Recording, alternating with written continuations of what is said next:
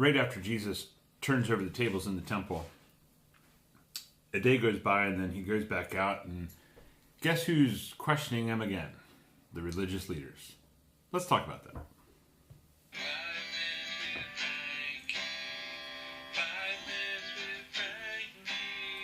In Star Wars.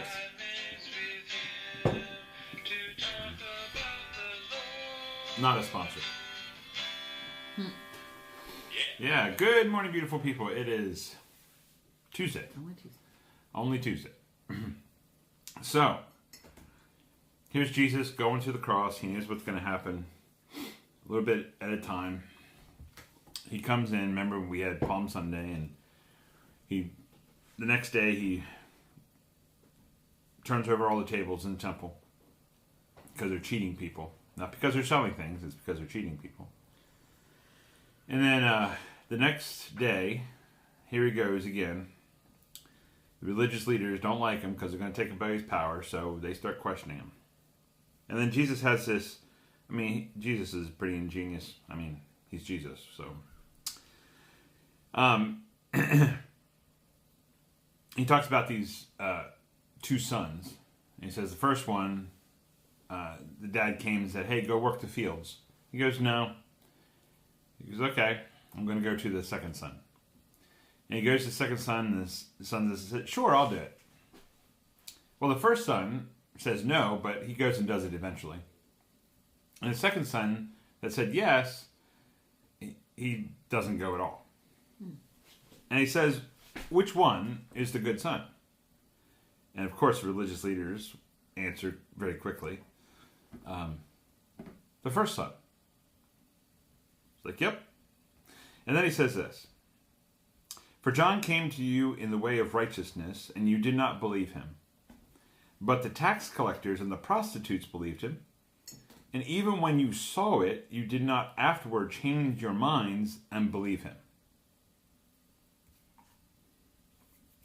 So the first one, that's who God was seeking. God was seeking not just Jews. He was seeking Gentiles. He was seeking everybody, all humanity, to come to him.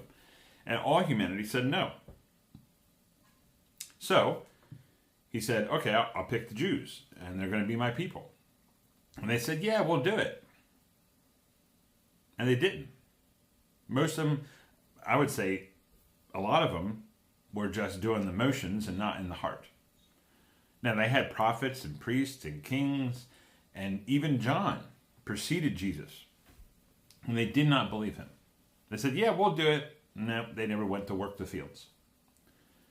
But the first people, all humanity, said, no, we're not going to do that. But then they did it anyway because they knew there was no other way. There's no other way to get out of tax collecting or prostitute or sin or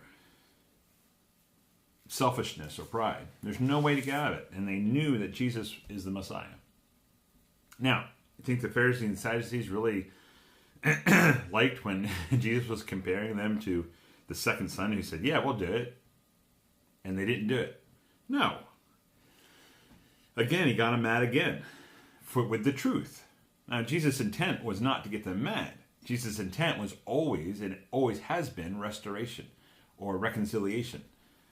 When we get disciplined, when the world or nature goes wrong and there's pain and there's sorrow and there's, that's to turn us back to God. That's not to punish us. That's not to bring us to a place of damnation. That brings us to a place where we cannot do it alone, and we have to acknowledge that. Now, we can stay down there.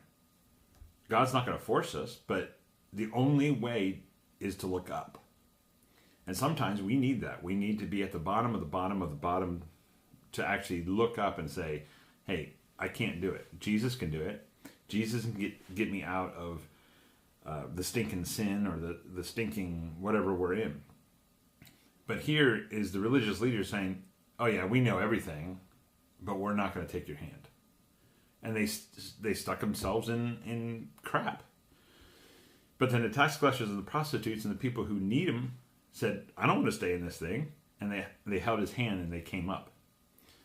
I'd rather let God raise me up than me sitting in my stinking sin. So, again, Jesus tells a couple stories here, and they start hating on him again. And this time it's going to be for real. And so now he has his own humanity, his own people, the religious leaders that should have known. He has his friend betray him. And I mean, I don't know what Jesus was thinking. I mean, he's telling the truth, and people are getting ticked off. And you know, when people get ticked off to the extreme, they're not going to be friendly. They're going to beat you up, kill you, or hang you on the cross, I guess. So we'll see. But all this is piling up. My encouragement for you today is, you can't do it. Let Jesus pull you out. Acknowledge him, and he's first.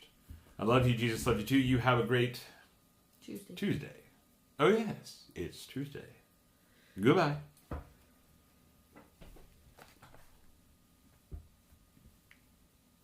Alexa, unpause.